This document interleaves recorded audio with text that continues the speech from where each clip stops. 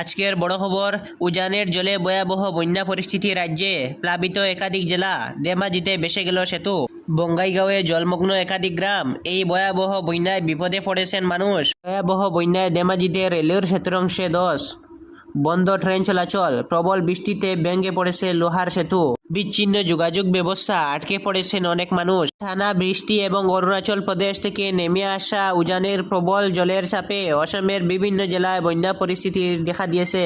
রাজ্যের একাধিক নদীর জলস্তর বৃদ্ধি পাওয়ায় ধেমাজি, বঙ্গাইগাঁও, লখিমপুর, মাজুলী, গোলাঘাট সহ বিভিন্ন জেলায় প্রবল বন্যা দেখা দিয়েছে। বহু গ্রাম জলমগ্ন, ভেঙে পড়েছে সড়ক যোগাযোগ ব্যবস্থা, ক্ষতিগ্রস্ত হয়েছে রাজ্যের বিভিন্ন জেলা। বন্যা পরিস্থিতির উপর নজর রাখছে রাজ্য সরকার। বন্যা কবলিত মানুষের পাশে থাকার আশ্বাস দিয়ে মুখ্যমন্ত্রী হেমন্ত বিশ্ব শর্মা জানান, ক্ষতিগ্রস্তদের দ্রুত ত্রাণ শিবির পৌঁছে দেওয়া এবং সম্মানজনক পুনর্বাসন নিশ্চিত করতে সরকার সর্বোচ্চ অগ্রাধিকার দিয়ে কাজ করছে।